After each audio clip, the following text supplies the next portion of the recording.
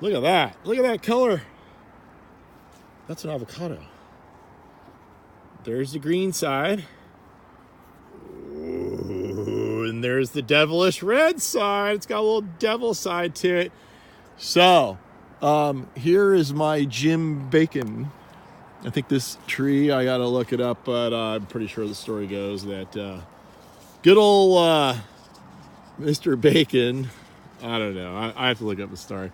But somehow, this is a derivation of bacon, and it gets a, well, let's go look at this fruit up here. It's a little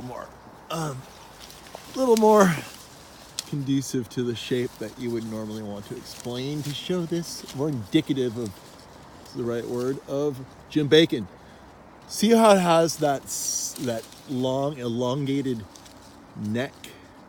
Has like a beautiful Audrey Hepburn sort of neck. Who doesn't love Audrey Hepburn's neck? It's the most beautiful neck in the world. Anyway, it's a very elegant shape. Let's get it. It's a very seductive shape. What does that look like to you? Does that look like a beautiful feminine shape? It does to me. And look at the red. So red. Actually, they even get more red than this. But this is a really good avocado. This is my hillside. Here's my Jim Bacon. Last year it had no avocados, but this year it's pretty loaded. It's got quite a few. I'll get a close-up up there, show you what we're looking at this year. It's a bunch of different avocados up top. The date right now is, I believe, February 12th. And we're in the year 2019. Yeah. So when you're watching this, like when I'm like 97 years old and YouTube is still there, you'd be like, that guy looks so much younger now. Or then. But yeah, but hopefully I'll keep eating my avocados and I'll stay young forever. But this tree is really cool.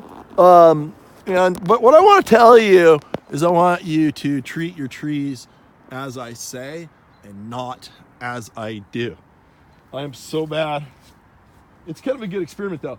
I have never fertilized these trees, and they're kind of yellow and they haven't grown that huge. They've been here for 18 years. Here's a bacon right over here. Here's some bacon fruit on it. There's a bunch up there. We have kind of a lighter crop this year in the bacon. But anyway, yeah, if you fertilize, and truthfully, I've hardly watered out here. I had some issues with watering this year, but trees are so established, they're kind of hanging there on their own. Now, had I watered and had I fertilized, the tree would be happier and healthier looking, and the avocados would be bigger. They're not very big right now. You can see that's not that huge. That's like a small or medium-sized Haas. These things could get 30% larger if they're really happy. And there's actually quite a few avocados that are, pretty small on the tree. They're still good. Thing about this avocado, it's just really cool. And here's one down on the ground I'm going to grab.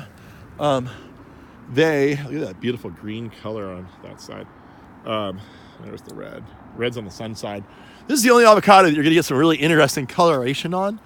And also this avocado is really fun because you can eat the skin. The skin's pretty thin, so I'm pretty lazy. I just eat it.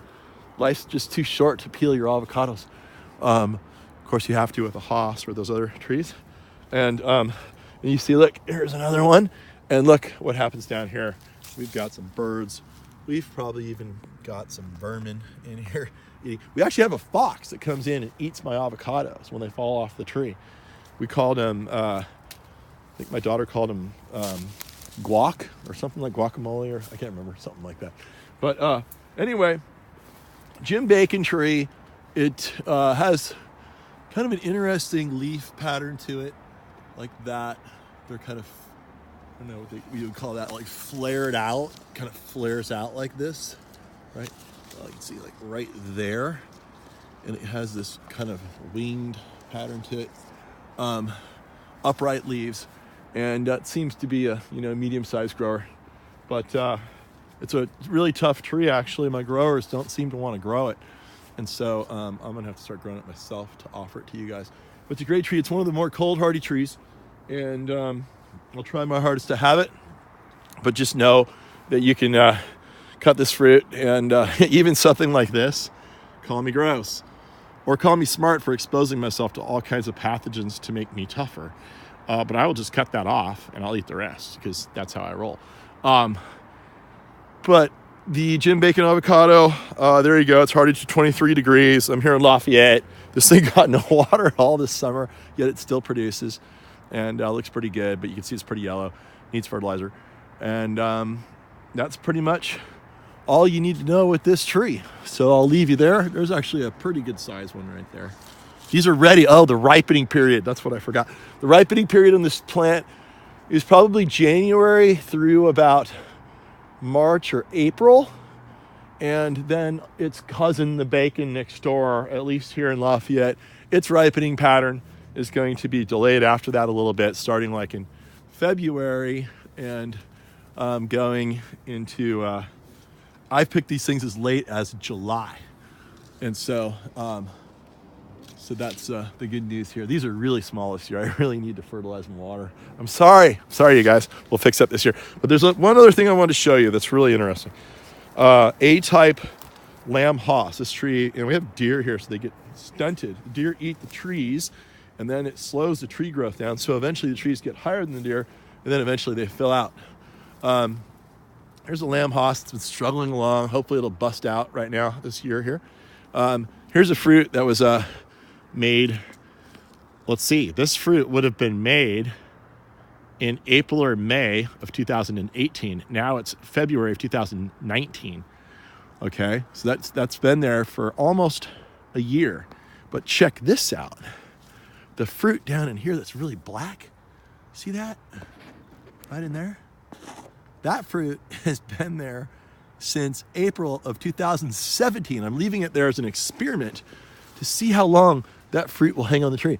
And I've actually picked a few out of here, no problem.